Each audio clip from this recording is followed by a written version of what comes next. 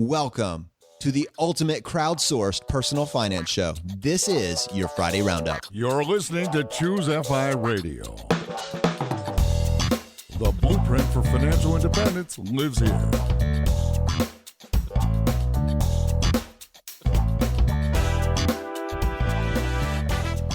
If you're looking to unlock the secrets to financial independence and early retirement, you're in the right place. Stay tuned and join a community of like-minded people who are getting off the hamster wheel and taking control of their lives in the pursuit of financial independence. ChooseFI, your home for financial independence online.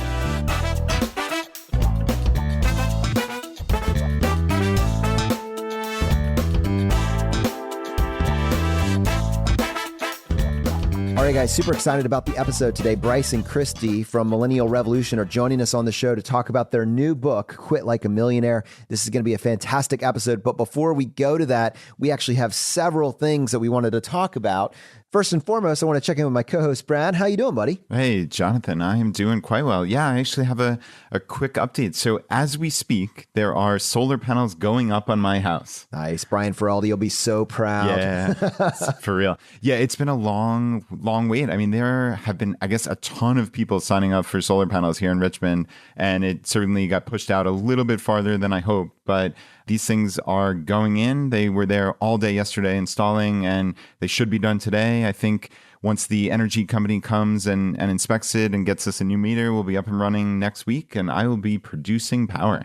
Yeah, this is really cool, Brad. So we actually talked about this in episode 105R, a solar panel cost analysis.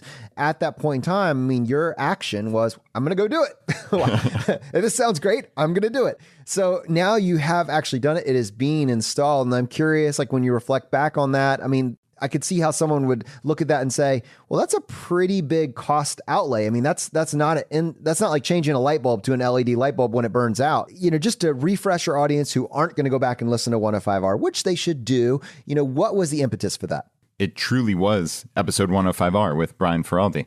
He came and talked to us about this solar panel installation he had done at his house in Rhode Island. And actually, the financials and economics behind his installation are slightly better than mine, just because I guess the power system there actually purchases back unused electricity, et cetera. But what's cool is it's just about the numbers at the end of the day. For me, it looks like it's going to be somewhere in the vicinity of a 10% return. I think somewhere between 9 and 10%. So this is a big cost outlay. It's going to be, after the tax credit, somewhere around maybe $20,000. So not something I just jumped into lightly. But when I looked at it and said, okay, this thing is probably going to produce somewhere between $1,800 and $2,000 worth of electricity each year. And if you could guarantee me that type of return, I'm going to jump on it. I mean, I would do that for any other bill that I had in the house. I can't think of anything else at the moment where there's an option. But damned if I haven't been brainstorming to try to come up with things. But I think this is going to have really great results for my family. I think not only will it be that roughly 9 or 10% return, but I suspect our behavior is going to change with consumption of electricity. I've actually already noticed it since we've contracted for the solar panels and well before they were installed. Like, I've been turning off more lights. I've been thinking about the temperature in our house, just being much more cognizant of it. So I think the game will be, how can we get a $0 electric bill for the year? That is my stated goal. I don't know if it's going to be possible, honestly, but that's the goal. So we'll see. Wow, $0. What you described there was a behavior change. And that's interesting because if you go back just a week, I was talking about a stated goal of some behavior change on my part. And the tool that I was leveraging, a little bit less expensive than solar panels, was YNAB. You need a budget. I'd like to give you guys some updates around this adventure because really, I think some cool stuff is actually happening in my own life. And, you know, I think it runs around $6 or $7 a month, $84 for the year.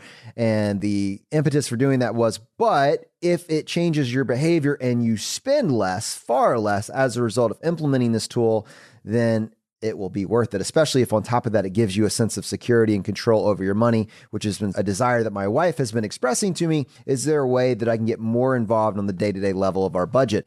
I've been using it for 1 week and already I'm noticing a few things. And to his credit, I'm going to quote Jesse Meekum, who's the founder of YNAB, just a couple times here. There's a couple terms that they use that I've already noticed being implemented. One is give every dollar a job, which I feel like is actually happening. And then two, and this is one that I really appreciated, and it's going to be tied to this next segment, scarcity is clarity. Keep that in mind going into this next segment with Bryce and Christy. Scarcity is clarity.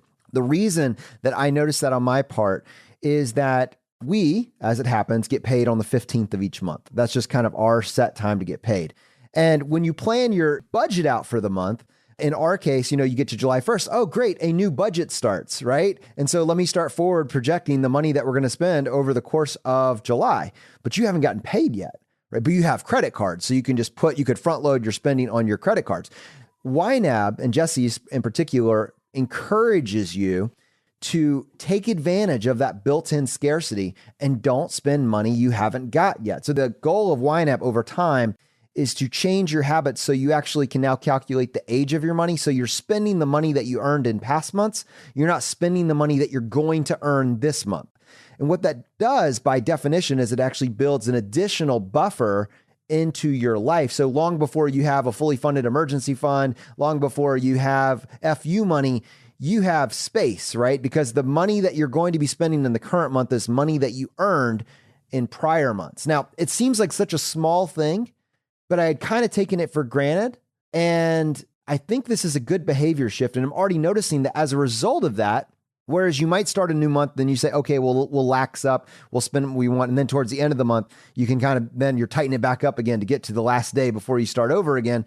I find that I actually put something back on the shelf that I was like, you know what? I'll see you in 2 weeks. It was something like that. And those little things in aggregate can be very powerful. So yeah, that last thing you mentioned, that surprises me that there really is that behavior change. I know when we talked about it a week or two ago on the roundup, you said that you would hope that you would save potentially a couple $1,000s by using YNAB. And in all honesty, it didn't really make sense to me. But that's my frame on life. My behavior probably would not change, I suspect. But that's really cool to see that like within a week or two of using this, that you're actually changing buying habits. So I mean, quite literally, you are going to save hundreds, if not thousands of dollars, either by deferring or ultimately saying, I'm not going to make that purchase, right? It goes back to Liz from Frugal Woods with the 72-hour rule. I think, what was it, way back in episode 12, was it we had Liz on? Wow, good memory. Yeah.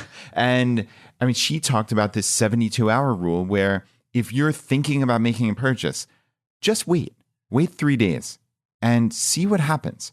You might decide, I really do need that item, that's going to be important for me. I value that.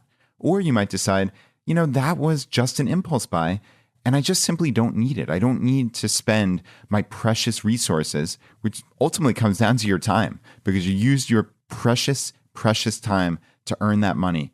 I don't need to waste those resources on this item that I just simply don't need. So yeah, Jonathan, that's super cool to see that in real life. And Brad, sticking with the theme of behavior change, I think if you were to think back at the episode that we did with Jim from Route to Retire, that there's an aspect that's actually reflected in his own path and his own journey to financial independence. Yeah, agreed. And I think while you're using YNAB, he was using Quicken. Remember that? I mean, this was amazing. He was a Y2K software engineer, and I think he was just testing this out for his own enjoyment in essence. And he found out, quote, how bad off he was. And he said it changed everything. And he wound up trusting them entirely. And I think we were kind of taken aback almost at just how much he changed his behavior just from using Quicken. He said, I love the ability to actually see when my payoff date was going to be. The psychological win in itself is to go, oh my gosh, I'm only 6 months away from being completely paid off. This is fantastic. And that was my big incentive to get that done. It's that gamification element. You can apply that to getting out of debt, and you can certainly apply that to getting to the point where working is optional. It's just a matter of degrees. One of the things that I would like to do, honestly, I was so inspired by Jim's story. It is a regular story. This is a regular family that achieved something remarkable through replicable steps, just making sure that you're saving more than you're spending for an extended period of time, living within your means. And I think it's easy to gloss by that and go straight to the crazy hardcore stuff. And while it's sometimes inspiring and it's aspirational, it's not necessary. In many cases, this is really just about realigning your spending around your values and finding the sweet spot that allows you to maintain a very strong savings rate over an extended period of time. I love to complicate things sometimes just for the adrenaline of it. But at the same time, I love the balance of making sure that you understand this is a simple process. At its heart, this is a very, very simple, doable path. We got this email from Danielle. She says, "Hi guys, I'm so happy to have found ChooseFI. You guys have already changed my life. I'm starting out late in the game, but I have oodles of determination to drive me. Basically, I think the biggest hurdle for me at age 47 with no financial knowledge is just learning the basics. Once I have a grasp on the building blocks, I will create my future life using everything I've learned. Please don't forget about us newbies to the game. We're counting on you. God bless you and your business and your families. Much respect from Oklahoma." This is our stated goal. It is absolutely to find stories that you can relate to, find people that have walked a mile in your shoes, and use our platform to push that out to as many people that can benefit as possible. I actually talked to Zach, who's our showrunner, and asked him to put together, and Brad, I just told you about this a few minutes ago, put together just an application page on our website. And I use the word application, but really it's just a way for people to go to if they think they have a story that they think other people could benefit from because maybe they haven't heard it reflected on the show up to this point. They have something to add to the conversation. I want to stress, you do not need a blog to come on the show. You do not need a podcast to come on the show. You just need to have a story that you feel is worth hearing. And we just want to provide a place for you to put that information so we can figure out a way to air it on the show so as many people can benefit from it as possible. Like Danielle, who did not find this stuff at the age of 20 years old, did not do everything perfectly, but is getting started now. When's the best time to plant a tree? 20 years ago. Second best time today. What does it look like to start today? And I think in order to encourage people that this is possible, we need to reflect those ideas and those actions that people are taking. Yeah, I agree completely. And people get inspiration from stories that are somehow similar to them. While it's great to do everything right from the time you're 22, that's just not most people's lives. Danielle finding FI in her 40s, that's a story that is really, really interesting, right? And if you think about things not in terms of absolute age, but in terms of timelines, where is Danielle going to be 10 years from now as a result of starting today? Yeah, I mean, it's incalculable how much better off she'll be. Oh, we can calculate it. Well, we will use simple math to calculate it. I don't want Very, very funny.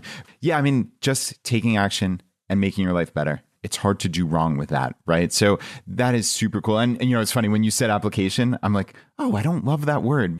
But that's the best way. Like, we've always said, oh, shoot us an email at feedback@ChooseFI.com. But that wasn't really good enough. We want your stories. And that's the crucial part. That's why we put that page together. So yeah, just head over to ChooseFI.com/story, STORY, ChooseFI.com/story. All right, guys, I want to circle back just real quick in passing to the episode that we did last week. That was episode 133R, Should I Pay Off My Mortgage or Invest? What I love about this show is that you are not limited to Brad and Jonathan's knowledge base. Our listeners are some of the smartest listeners in the world. And you guys let us know when we missed or oversimplified something or did not think of something.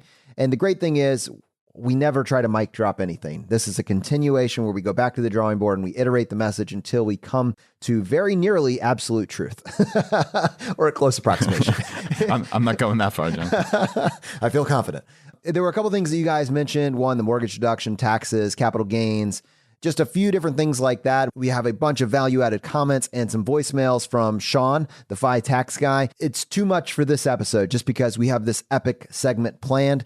We are going to spend probably about 15 minutes on it next week, kind of diving through some of the things we missed and how it might alter the numbers, bringing in your feedback on that. So next week's title, I'm predicting, will be called The Plot Thickens. I am a sucker for tropes. But this week, we're going to move right into the segment. The only other thing I wanted to mention, just because we told you there was a spreadsheet attached to last week's episode, it went out in the newsletter this week. If you were on our newsletter, then you would have already received it. If you want to get access to it going forward, it's going to be in the ChooseFI vault. Either way, if you're not already on our newsletter, this is where you get early access to any additional resources that our guests mention or offer or create for us. So you want to make sure you're on that. Just go to ChooseFI.com/subscribe or just go to the homepage at ChooseFI.com. There is an easy way for you to get on our newsletter right there. And then after the fact, if you're listening to this, months from now, access the ChooseFI vault, and all of those resources will be documented, tied to the episode for your ease of access.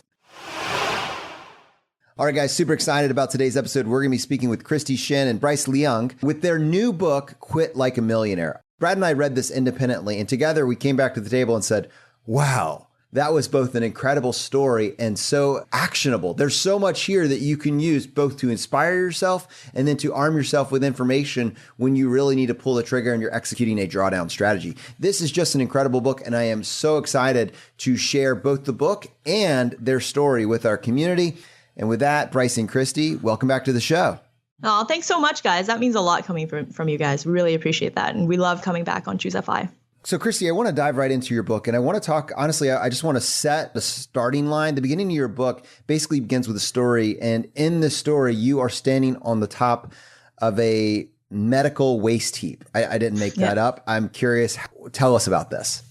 So when I grew up in China, we didn't really have a lot of money, and my family at one point lived on. When you say you didn't really have a lot of money, what does that mean? Like, help our audience understand not having a lot of money. When I first came to the West, to Canada, I had never seen a toilet before, and I was amazed by hot showers. So the place that we lived in was basically like a farmhouse that the only source of heating was we had to burn coal to stay alive. I don't know if you guys have ever seen coal before. That's kind of like a question. I have seen coal. Okay, you have seen. Okay, so Jonathan has seen it. So I'm not sure I've seen burning coal. Okay. That's kind of like my privilege test. Like, have you seen coal before? Growing up in that circumstance, it was basically at one point, to give you less specific numbers, we lived on 44 US cents a day. And I think the definition of poverty, like world poverty, is that anyone living on less than $1 US a day. Back then in China, because they had just come out of communism and, they were just opening up to the West, 82% of the population was in poverty, like lived on less than $1 a day. So that was my reality. And then when we actually immigrated to the West, I was just amazed by everything. Like I didn't know that you could actually take a hot shower, that you didn't have to like wash yourself with a bucket. And I didn't know how to use a toilet, because like the bathroom was basically just like a giant hole in the ground. So I would say my upbringing taught me a lot about perspective. Because when I first came to Canada, my dad was like a student in the university getting his PhD. We still had to like send money back home because we had a whole family to support. And every time the kids made fun of me in school for my clothing, because of a lot of like thrift store clothing and things like that, the perspective of growing up in China gave me the ability to think that was not really a big deal. Like it didn't really get to me, because I was like, you think this is poverty? Okay, you haven't seen anything. Because growing up in China, picking up toys out of a waste heap was just absolutely normal. Like around me, kids just thought that was completely normal. You don't have a toy?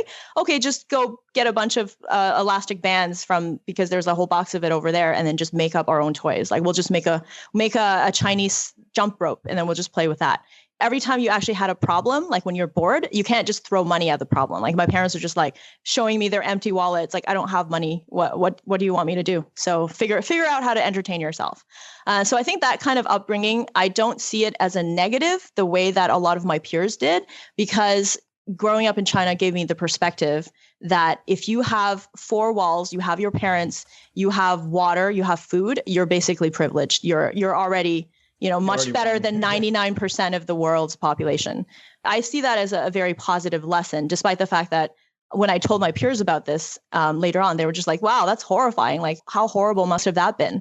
But I didn't actually tell them about my parents' background, which was even worse, in that they grew up during this class warfare type of system where anybody who was born a landlord, anybody whose parents worked for the opposition party, which was the Nationalist Party, was basically sent off to a labor camp for 10 years, like sent off to the countryside to do really backbreaking labor, given very little food. And that was their reality for 10 years. So given my background and my parents' background, my parents, whenever they try to teach me like a lesson about life, whenever there was a struggle, they would also, and I talk about this in the book, they would also tell me that it's about 吃苦, which in Chinese actually means eat bitterness. So eating bitterness is actually considered character building in our culture. Whether you have an obstacle in life, you always have to look at it from a suffering builds character, and suffering makes you stronger. So I think growing up in China gave me this perspective that whenever you have a problem, or even if I grew up in poverty and all my other friends had like much nicer things than me, it really wasn't a big problem, because it could be so much worse. And most of the world's population, the statistics say that if you make $32,000 a year, you're already like top 1% of the entire world. And actually, until we wrote the book, we didn't actually realize this, but her family history is that they were on kind of the wrong side of the revolution. And the reason why they were persecuted is because they were landlords. So if you owned real estate, you were literally targeted by the government for persecution and killed. And some of her family members were actually killed during that period. And I was like, that kind of explains your deep-rooted suspicion of real estate, doesn't it? Okay. For context, yeah, we had Bryce and Christy on. It was episode 47. And in that episode, the title of it was The Cult of Home Ownership. And you guys have taken a very hard stance on that vehicle. And I was like, oh, gee, that's why we really, it's like, that's why. I never made that connection. Today's episode is a root cause analysis. Yes, it's literally in her blood. In my genes, yes. That is wild. Yes. Hey, Christy, obviously these are incredible life lessons, right? Suffering builds character, this perspective of if you have four walls, water, food, you're privileged. But I'm curious about hope and inspiration. So I'm thinking about myself sitting here in an ultra privileged, upper middle class, Richmond, Virginia. I have two daughters, and obviously I want the world for them.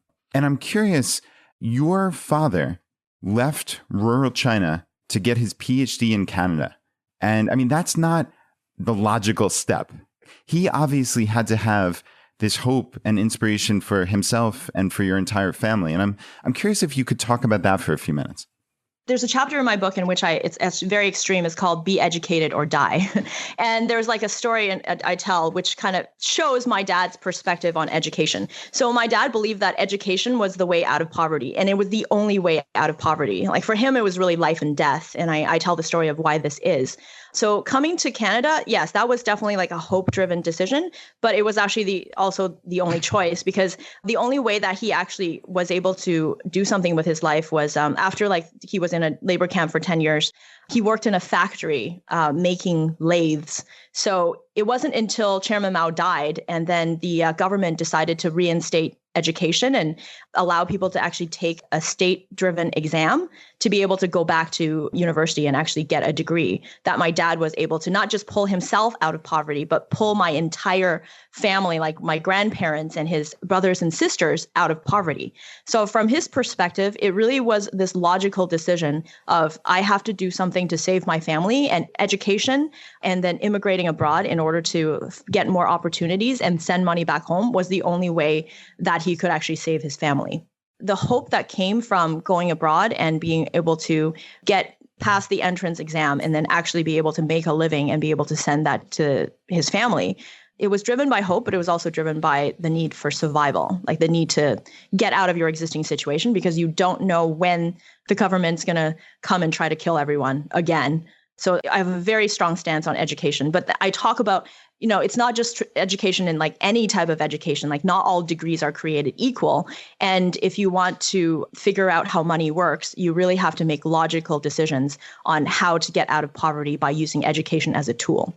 Christy, in the first part of the book, you really talk about the scarcity mindset. And I want to set the premise here that many times scarcity mindset, especially in the business world, is talked about as a negative, in that you need to spend money to make money, that sort of thing. But I think one of the reasons we're having this conversation with you today, and we're talking about this book that you've written, is in large part due to this scarcity mindset. And it seems to me that like the scarcity mindset was born in you out of a necessity based on your upbringing. I'd love to hear you explore that a little bit further. Oh, absolutely. One of the things that used to confuse me a lot whenever I read business books was they would kind of say scarcity mindset is bad. You should have the abundance mindset. I mean, I agree with that from a business point of view. You need to do that. But from a background point of view, it's like, well, people who have the scarcity mindset don't want the scarcity mindset. They're like that because it's something outside of their control. Like maybe they were born into poverty and scarcity mindset was the only thing they knew in order to actually stay alive. So I feel like the scarcity mindset has been unfairly treated in that way. Like for me, I see it as a positive, because if it weren't for the scarcity mindset, I would never have valued money to the extent that I did. And I never would have become FI, because every time I had a problem, I would just think, yeah, just throw money at the problem. And there's always going to be more. Who cares, right? So I think there's definitely a benefit to the scarcity mindset. But as with everything, there's always two sides to the story. So we'll talk about the downsides of scarcity mindset in a bit. But for me, I attribute the scarcity mindset to getting me to where I am today, because it actually helped me develop a lot of characteristics and creativity that I would have never had. So some of the research that I did for the book was teaching you that sometimes scarcity breeds creativity. Like if you have constraints, you can be a lot more creative rather than like if you're writing a story and it's like just go in all different directions, write whatever you want, versus there are some constraints and some structure, you end up making a better product because of creativity. And as a child, because we couldn't actually afford cable because we were sending money back home, I had to amuse myself by going to the library, which was completely free. And as a result of reading all those books, I ended up developing my love of writing and getting to push myself to learn English and being able to excel in a subject that I was really bad at because I actually didn't waste a lot of time watching TV because I didn't actually have the money to buy video games or watch a lot of TV on cable. Yeah, among the two of us, because of the background that she came from, Scarcity Mindset definitely made her the one that was watching the budget. Her mind is like a steel trap when it comes to prices. She still remembers like when we were putting the blog together, and then I was like trying to figure out, hey, do you remember how much we spent on this flight to London like 7 years ago? And then she just remembers immediately it was down $800. to yeah. She just remembers every price that she's ever seen to because money was so important to her that it was a matter of survival. Like I still don't know how much a pound of grapes is supposed to be. She does all the shopping. Ooh. She does all the budgeting. I don't. Oh, God. Okay, we're going to stop playing this game. The price is wrong, Bob. Bryce, have you been a moderating factor on Christy at all? I know what's funny is Jonathan has actually been a moderating factor on me in my life. but I'm curious, like, how has your relationship worked in that regard? Like, have you each gotten influence from each other with this scarcity and openness, or, talk me through that? Sort of. I mean, like, I don't try to moderate that part of her because it is such a big part of our personality. And it is kind of useful that she's able to like get a bag of groceries and she somehow spent like $6. But what the scarcity mindset has a real problem with is when it comes time to actually investing stuff, like when you want to put money in the stock market, it goes up, it goes down, it's incredibly volatile. You know what? You could put money into it and immediately it'll fall. And that does happen. So from her perspective, she is the scarcity mindset that causes her to be extremely vigilant about prices also causes her to be extremely pessimistic when it comes to investing. So that's kind of where I take over because I didn't have that growing up. And I can understand that temporary volatility will result in higher growth later. So I was able to take my background and then kind of add it to hers. And that's how we created this whole FI journey. Our savings, I mean, like before I've said before that after, saving up for a house, we had like $500,000 when we were still trying to look for a house. And that was after about 6 years of working. The reason why that happened is because she's insanely good at budgeting. But we were trying to buy a house because that's kind of what everyone else does. But it was me that kind of came into it and said, why don't we try to invest it? Why don't we turn this passive income stream? Maybe we can retire. Maybe we can do that kind of stuff. And she just looked at me like I was crazy. So she's really good at gathering bricks. And then I kind of went and looked at that giant pile of bricks and be like, hey, maybe we could build a castle out of that. Like, you're going to say a wall. No. But it was kind of like, I had to come in and myself. It just felt like it was there for the taking. It was like, I kind of had to have my more optimistic perspective come in and say, hey, if we invest all this money that you spend all this hard work saving, we can then turn it into more money. And then that's how we became a millionaire 3 years later. And then that's how we then turned into a passive income stream. And that's how we were able to retire. So it really required the two different backgrounds to like come together to form this whole FI journey. I want to talk a little bit more about the scarcity mindset and how it related, Christy, to your decision with profession. You and Bryce ended up in a similar profession. But I mean, you use the words, it made me more creative. But in this book, you also said it made me more resilient. It made me more adaptable. It gave me perseverance. There's all these really strong character qualities that you would attribute to that scarcity mindset.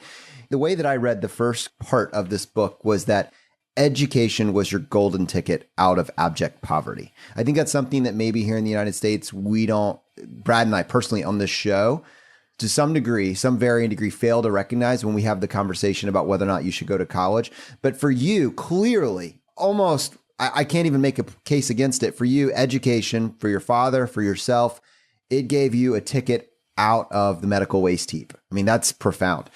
But when you're now choosing a profession, you're choosing a degree, that scarcity mindset drove you to pick something that we talk about, a good ROI.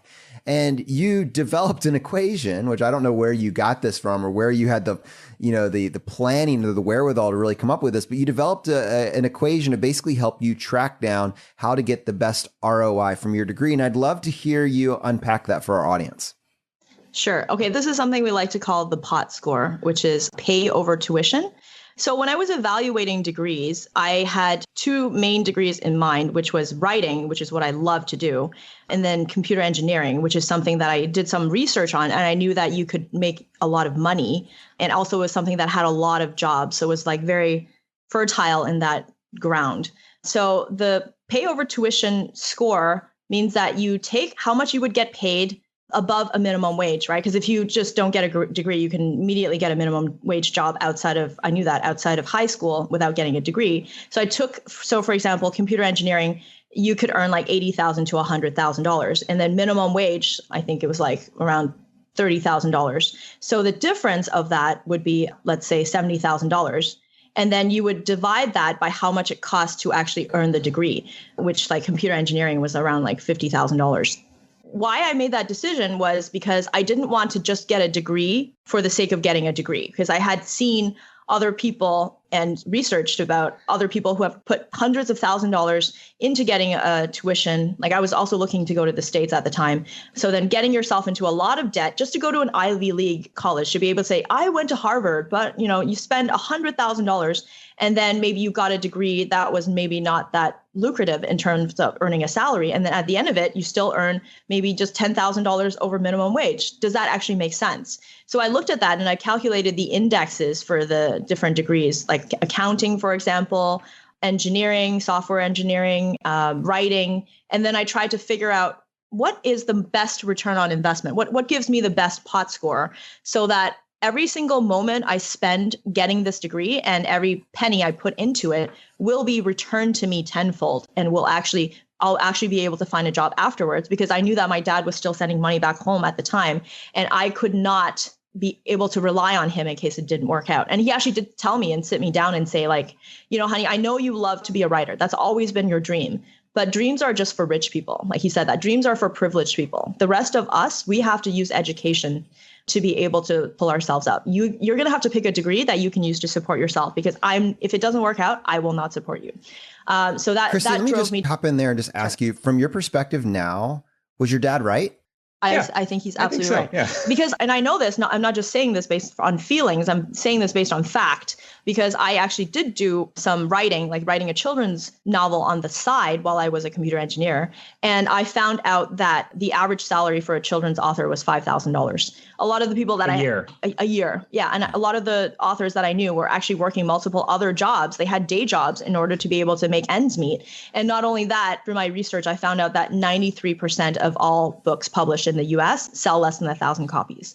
So based on the statistics, I realized that if I had chosen my passion, if I had just decided to write a novel and then just see what happens, I would have had to get another job anyway. So I might as well have and been in debt at the same time. Yeah, exactly. And been in debt. So I might as well have picked a career where I'd end up being able to pay back the tuition easily and be able to find a job afterwards.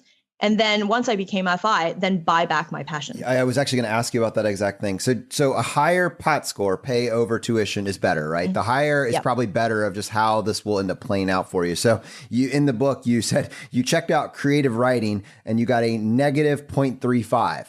If you chose that as your profession right out the gate. Well, that's moving in the wrong direction. You checked out accounting, 1.33, computer engineering, 2.16. You checked out plumbing, 5.14. That was the interesting thing. Well, she didn't evaluate plumbing way back then when she was growing up. But when we took what she did back then and kind of expanded the idea in the book, we were like, let's try to apply this to a whole bunch of different professions.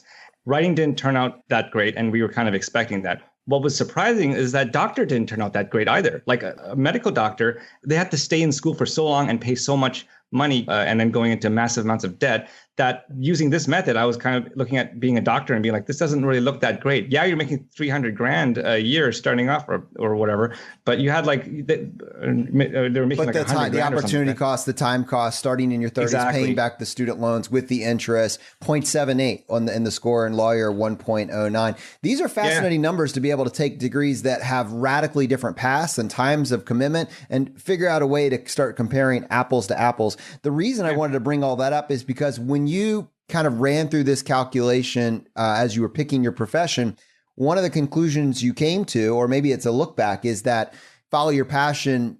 According to your dad, not such a great advice. We can't afford that. You have people that are relying on you. And also passions change. And so I'm curious now with, someone that is in the fortunate place of having the information that's in your book, that's just starting to think about a career, that's starting to balance that out with a dream of doing something really cool. Where's the balancing act? What's the sweet spot for really putting all this together into a framework? I think especially people when they haven't gone through like their life journey, the idea that we would have the exact same passion for the rest of our lives is kind of ludicrous. Like you actually end up having a lot of passions in your life, right? And some of them may not pay better than others. So now that I've discovered financial independence, one thing that I think other people can take away, especially your listeners, is that you don't absolutely have to be fully FI in order to, like, if your passions change, do something else. You might be able to become partially FI and then change careers, maybe go from something that pays you less, but you're more passionate about, or your passions have changed. You've done that career for 10 years. Maybe it's time for a change. And you don't actually feel like you're leaping off the cliff into the unknown because your portfolio is covering all or partially a lot of your costs so that you can actually afford to take those risks. So now that I've gone through all that, I'm looking back on from the other side. I'm very thankful that I didn't just throw caution to the wind and pick whatever career it is, follow my passion, only to find out that not only does it not pay well, but later on I end up not being passionate about that thing, or my passions change later on. So I think the takeaway is have some money to allow you to become partially FI, and then experiment with your life. You might have multiple passions down the road, and because you have that cushion of passive income, you can maybe try out different passions every 5 years. I think that would be a very rewarding life, because then that would give you the ability to see exactly what it is that you want to do rather than guess. It's not about like, don't follow your passions ever. Some people, their passions just happen to be really well, high paying careers. My passion was computers. It literally was. So of course, following my passion was the right thing to do. But maybe you're one of those weird kids that, like, when they were 6 years old and they asked, what do you want to be when you grow up? And they said, systems analyst, systems analyst, systems analyst. And it's like, okay, well, go for it. Yeah. Go for it, dude. But if you want to be in a career that really doesn't pay very well, like a writer, then maybe go ahead and do it, but maybe don't rely on that to live. And the problem, I think the big struggle that people have when they're trying to make their career is they're trying to decide what they want to do for the rest of their life. Yeah. And the thing is, there's no one thing that you have to do for the rest of your life. Your decision about what you study does not determine what you do for the next until you die. And there is eventually a transition point when you stop having to worry about money and you start making decisions about what you want to do with your life that is not based on money and is based on your passion. That point is called financial independence. I don't know. I think you guys may have heard of it. I'm a fan. I know some. How do you feel about it? I'm a fan. Fire. Something about fire. It's spreading. Yeah, you know how it is. These two guys I know say stuff like that. Pour on the gasoline. Kristy, I'm curious, kind of going back to the start. It sounds like obviously you grew up with these lessons, and I think there's a story in here that I want you to talk about this can of Coke and what an impact that had on your life. But what struck me is that this was not just a straight linear path of you knowing the price of everything and not spending.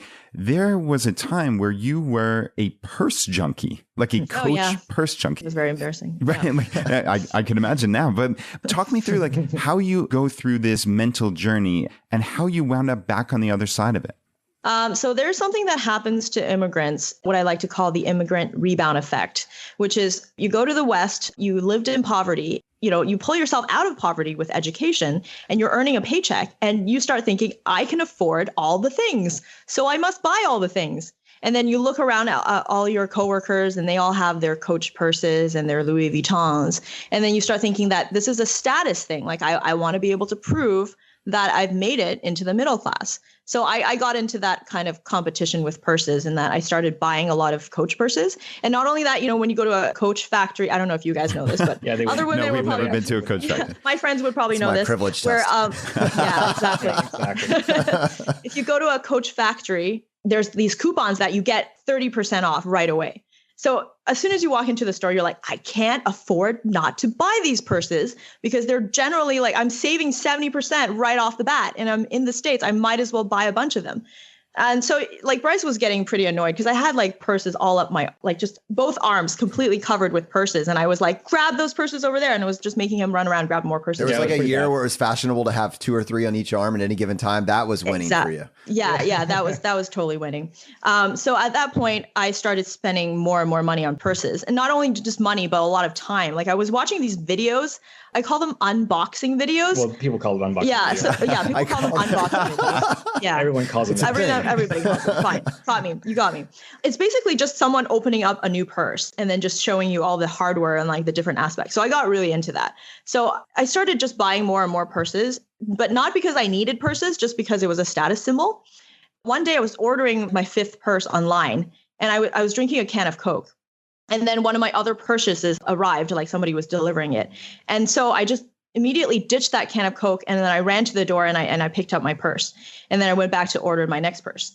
And it dawned on me looking at that can of Coke that for me, it was just like a waste now. Like, oh, I'm not going to finish the can of Coke. I'll just throw away, whatever. But when I first came to Canada, like that can of Coke was like my most precious prized possession because I had never drank anything. And that's like Coke is like for rich people in the rural area that I grew up in. Like like most people would not go for such a luxury. And when my dad first gave me a can of Coke, like I actually had a nosebleed because I was so excited about this thing. And I didn't even throw the can out. Like I used it to hold my toothbrushes.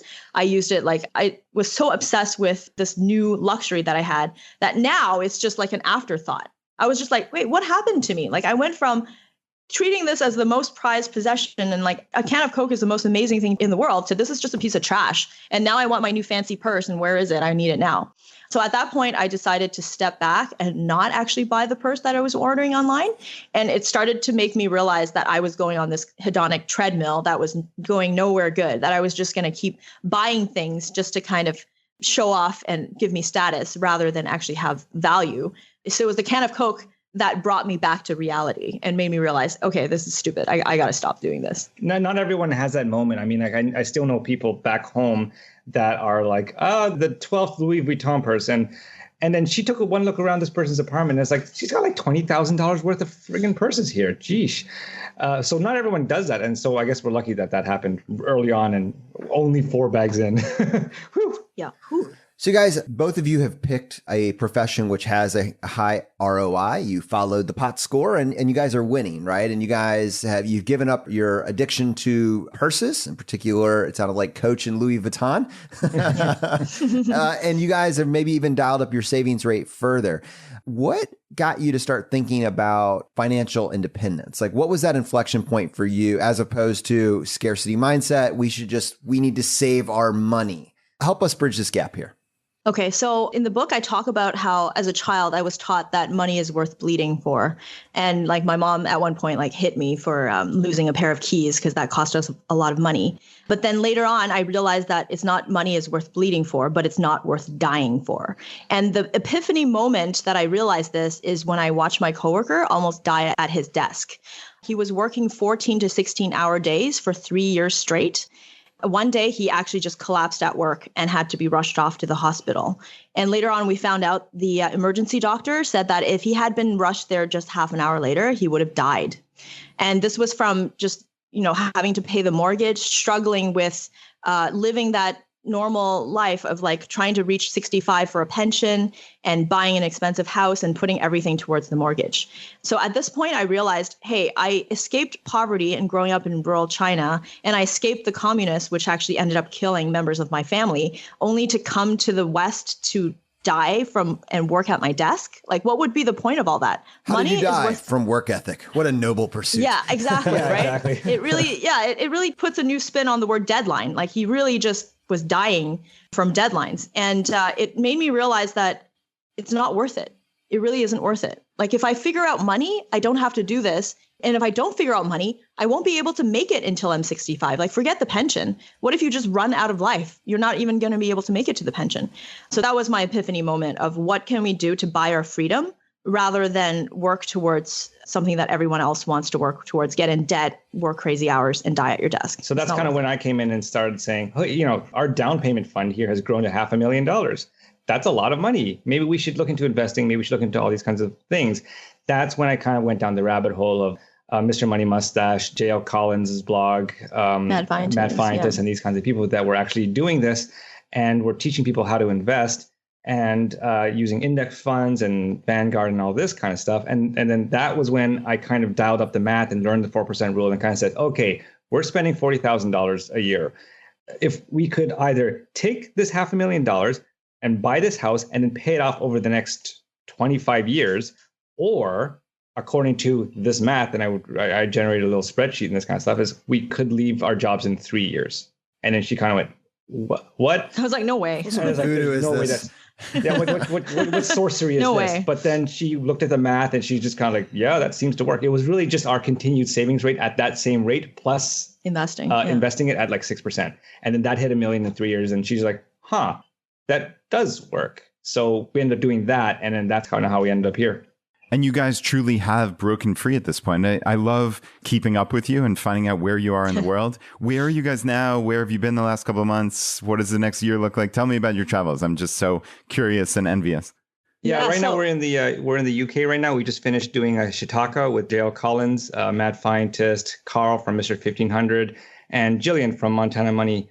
And just 2 weeks ago, we were in Norway. And then before that, we were in Thailand. And then before that, we were in Taipei. We were visiting Jeremy from Go Curry Cracker.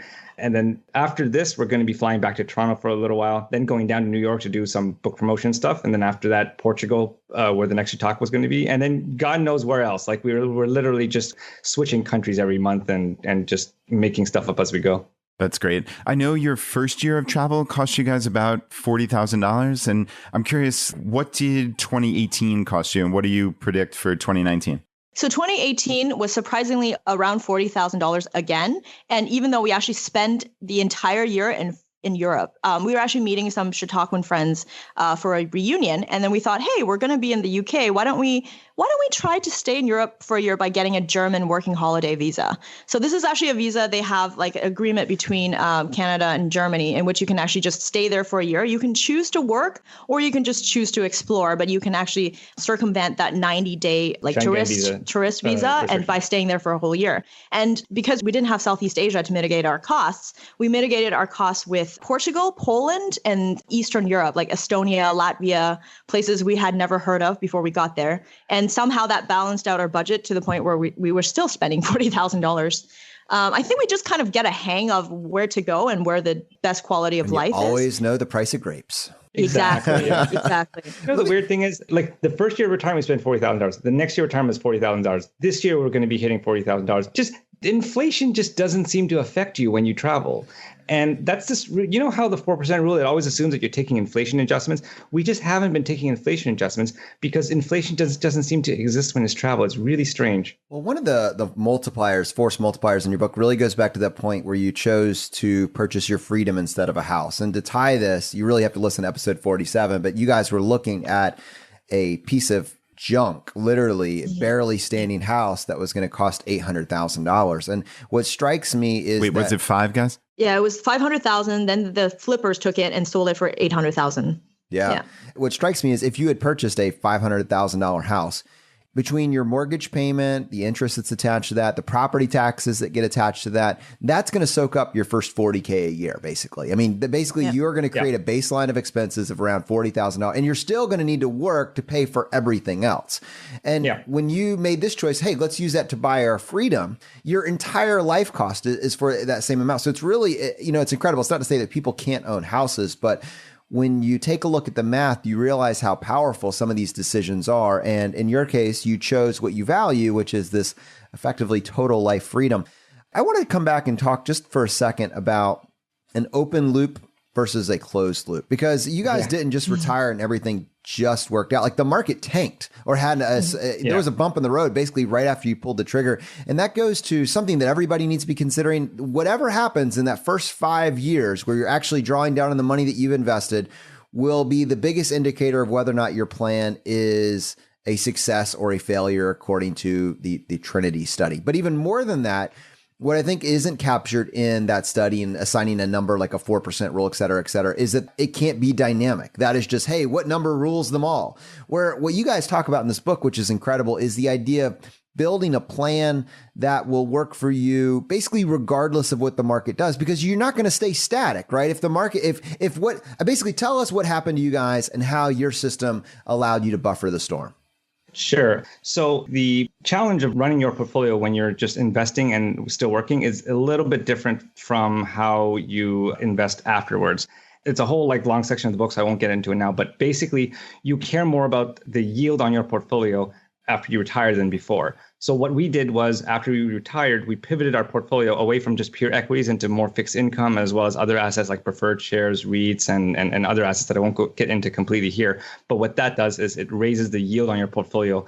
The VTSAX has a yield of a dividend yield of about 1.9% But by using these techniques that I outlined in the book, I was able to get our yield up to about 3.5%. So when you do that during good years and your portfolio is higher than when it started, you can take that yield and then maybe sell $5,000 worth of capital gains.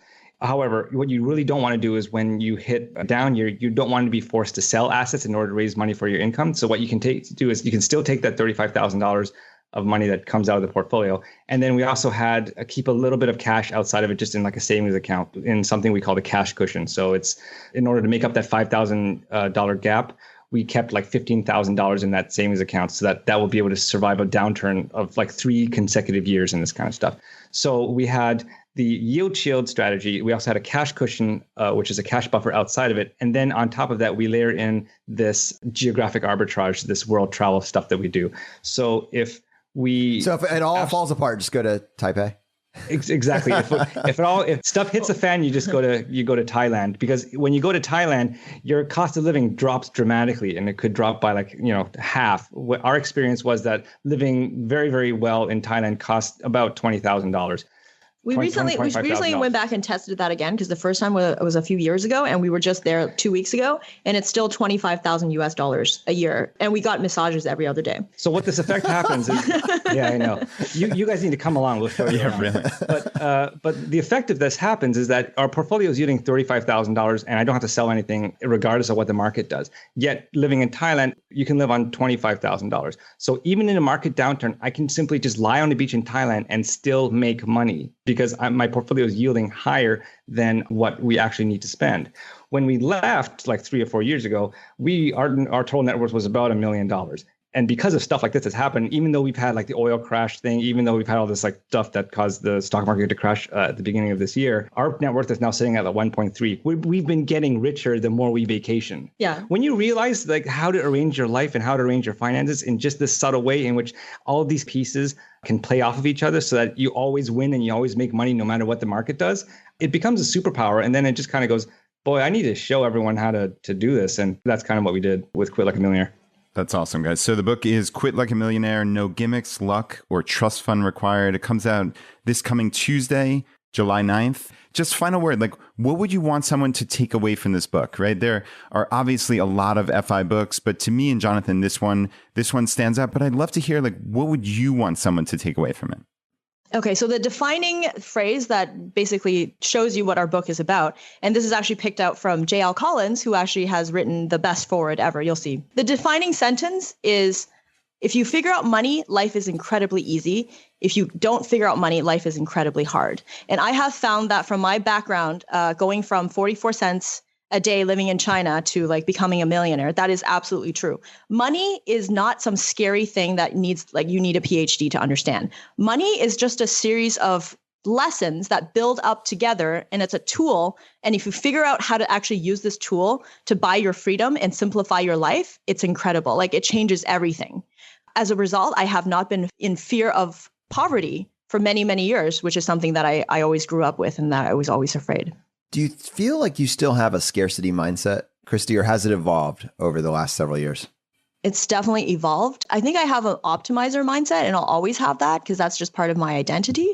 But in terms of scarcity, I have not been afraid of, oh no, if I buy this item, like, will I, lose all my money and never be able to make money again? Or, what if the stock market crashed? Like the first time with that scarcity mindset, going into, we basically started investing in like 2009.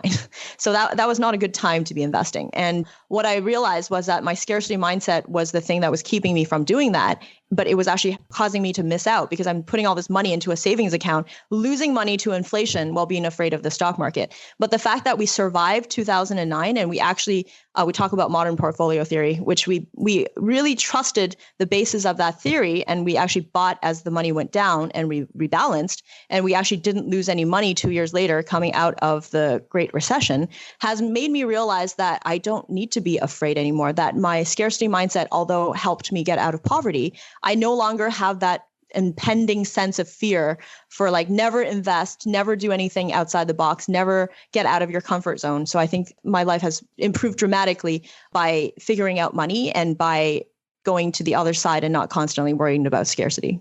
All right, again, to everybody, the book is Quit Like a Millionaire, available anywhere books are sold starting this Tuesday. And Bryce and Christy, thanks so much for coming on the show, guys. Thank you so much for having us. And before we leave, can I just add one more thing? Of course you can, Bryce. You can always have the last word. We've been doing a lot of interviews for like the last 3 years. When we first started, reporters were coming up to us and saying, "What's this FIRE thing? You guys are crazy," like very, very, very skeptical.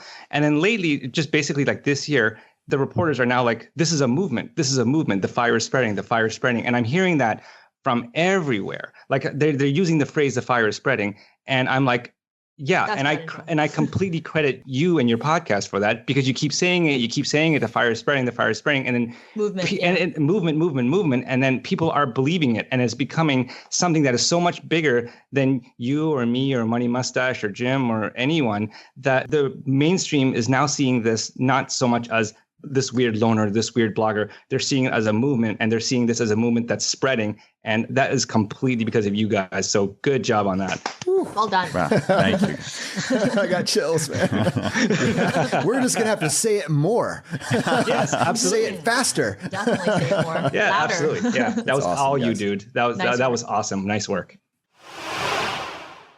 All right, super grateful to Bryce and Christy for coming on the show and sharing this with our community. This book is really good. I mean, it's really good. It's got a compelling story. It's got a story you will not find anywhere else. I think the journey that they have been on, both separately and together in aggregate, is unlike anything else that I've ever read. I'm so grateful that they're part of this community, and I hope you will check it out. I wanted to mention two other things. Christy is actually in this documentary, Playing with Fire, and we are doing a special screening, Brad, here in Richmond on July 19th, Playing with Fire coming to Richmond, Virginia. And I think we're changing the frame just slightly for this event. We're actually promoting it as an evening of financial independence. Yeah, I mean, this should be a wonderful evening. We rented out the famous Bird Theater here in Richmond and can fit up to 600 people. So, I mean, this could be the biggest FI gathering of all time. And not only from people within the FI community, but we anticipate that it's going to be hundreds of people that are new to this message. And yeah, to your point about the evening of FI, it's going to be an intro presentation by the two of us, then a screening of the movie, and we expect cast and crew to be there. And yeah, I mean, it should be an amazing time. Super excited that Scott and Taylor are finally going to get a chance to come to Richmond, Virginia. And one other thing I wanted to mention, like, this is an open invitation to our entire financial independence community. I did ask Josh Overmeyer publicly on the show last week to come. He said, "I'm coming." He's flying in from Florida. Also, Allison Goddard, who we interviewed in episode 86, is flying in from Chattanooga, Tennessee. Brad, she asked me, when I'm here in Richmond and if I stay for an extra day, what is a must-see thing that I have to do while I'm here? I'm setting up the tour guide. What do you got? What is it like if someone comes to Richmond and they have an extra day here, what is something that everybody would have to do? Yeah, I mean, I would probably spend some time down at the James River. We have this amazing James River Park system. There's this island called Belle Isle that's just in the middle of the James. And you take this like amazing suspended bridge that's underneath a highway, like out to the island. It's super cool. It's really just nice to explore. There's some rocks you can hang out on and just have a picnic, get some sun, and maybe even wade into the water a little bit. So, I mean, that's probably my number one thing. What about you? Yeah, I mean, I was coming up with like different breweries and things, but I think if you're going to travel here, I mean, you can get breweries in a lot of different places, and they're very cool breweries, but yeah, the James River and Belle Isle in particular would be awesome. So, all right, Allison, I told you I was going to get you my feedback. I didn't tell you that I was going to ask Brad publicly on the show. Oh, that's so fun. And yeah, a huge shout out to Josh. I joked, I said, hope we didn't guilt you into it with the mention. And he said, haha, let's say it was a contributing factor. So yeah, very excited he's making it. And yeah, this is going to be a fun time. So if you're looking for tickets, just ChooseFI.com/Richmond. You can get a ticket to this event on Friday, July 19th. You know, if I can just take another half second just to our local Richmond community, I know there's many of you that have been listening to the podcast over the last year or so. We both want and need your help with this. One of our goals by doing this extra, actually the entire premise for the podcast, Brad, when me and you had this chat, actually the first time we ever talked about ChooseFI was at Carytown Burger, less than a quarter of a mile from the Bird Theater. I mean, it's on the same street. So I didn't even think about this at the time. It was pointed out to me after the fact. But one of the stated goals for that was, I don't feel like I have a way to bring this topic up, financial independence, to my friends and family. I don't feel like I have the message for it. I'm not able to button it up. This 20-minute presentation that we're going to be giving at the intro of this documentary to set up the documentary is 2 years of messaging, right? It's 2 years of us kind of working through this. We realize that this is the obvious choice. Everybody should be pursuing this. It may look different for different people, but the pursuit, everybody should be on this journey. 2 years later, this presentation is really our kind of highlight reel and how, in a vacuum, I would introduce this concept to someone that hasn't heard of it before. And part of that is we want people that haven't heard of this before to be there. So we're asking you, please, if you're coming, consider bringing a interested or maybe party that doesn't realize they're interested. Invite your friends, your family. If you are a business owner, invite your coworkers, invite your employees. Let's see if there's a way that we can start this dialogue. I think that this is beneficial for the community. It's beneficial for Richmond. You may find at a micro level, it's beneficial for your network to be able to foster these types of dialogues. Join us, help us make this event awesome. We need and want your help with this. And again, for tickets, ChooseFI.com/Richmond. If for some reason you're hearing this and your idea of bringing my community is like 5, 10 or more people, please send us an email to feedback@ChooseFI.com letting us know. We can help you out with some volume pricing on that as well. All right, my friends. Well, unfortunately, that's going to bring this episode to a close. Again, for the next several weeks, there are screenings happening all over the country. Selfishly, we are taking a little bit of additional time talking about Richmond, but there are so many fantastic screenings happening all around the country, and we want to make sure that we are advertising those. If for some reason you are waiting on me to tell you that these screenings are happening, then just stay tuned. At the end of the episode, I will mention all the screenings whose deadlines or ticket thresholds you're about to hit within the next week or two. You don't really need to wait for that, though. You can just go to ChooseFI.com/tug. That's TUGG. And you can find a screening in your area. But if you prefer to hear it from me, I will mention the screenings coming up within the next 2 weeks at the end of the episode. And I have pre-vetted all of the cities, so I won't be able to say them. Your pronunciation will be better this week? Yeah, I think Jen was just throwing some in there just to prank me last time. All right, guys. As you know, we like to finish every episode by doing a drawing for a copy of a book that we have found useful. There are actually, normally there's 3 books that we offer, but whenever we're doing a episode dedicated to a book like this, we like to actually switch it up and offer, this book in particular as well. So J.L. Collins' book, The Simple Path to Wealth, Dominic Cortuccio's book, Design Your Future, and then this book from Bryce and Christy, Quit Like a Millionaire, will be offering as well for a limited period of time. If you want to enter the drawing for this book, all you need to do is just go to ChooseFI.com/iTunes. Follow the instructions there. Leave us a short written review. Send us an email to feedback@ChooseFI.com letting us know that you left a review and what screen name you left it under. We give away 1 book for every 5 written reviews that we get, and we announce a winner on the Friday Roundup. Brad, how many winners do we have today? All right, Jonathan, this week we have 1 winner, and the winner is Eric. And he said, "This opened my eyes to a whole world of opportunity. Brad and Jonathan have shown me a different path to get off the hamster wheel and start living more intentionally. My wife and I have started saving more, paying off debt at an accelerated rate, and finding ways to be more frugal, all while paying cash to put me through college. Brad and Jonathan share the experiences they have gone through and their guests have gone through in a real and relatable way that is both interesting and entertaining. Thanks, guys, for opening my eyes." All right, my friends, the fire is spreading. We'll see you next time as we continue to go down the road less traveled. You've been listening to ChooseFI Radio Podcast, where we help middle-class America build wealth, one life hack at a time.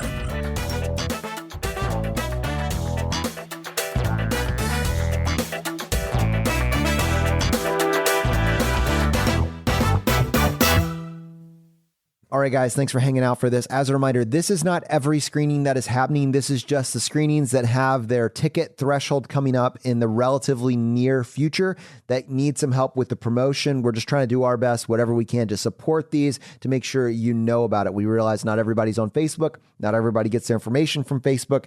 And so wherever possible, we want to lean in and help where we can. All right, so July 8th, Santa Cruz, California, Bozeman, Montana, Foxborough, Massachusetts. On July 9th, Poughkeepsie, New York. On July 10th, Oklahoma City, Oklahoma, Rockford, Illinois. On July 15th, Minneapolis, Minnesota, Farmington, New Mexico, and Boston, Massachusetts. On the 16th, Medford, Oregon. On July 17th, Reno, Nevada, Littleton, Colorado, Roswell, Georgia, Pearl, Mississippi, Mountain View, California, and on the 18th, Gaithersburg, Maryland. Go to ChooseFI.com/tug. That's TUGG to find a screening near you. And if there isn't one, you can ask to start one, which would be fantastic. We will support you however we can. All right, guys, we'll see you next time.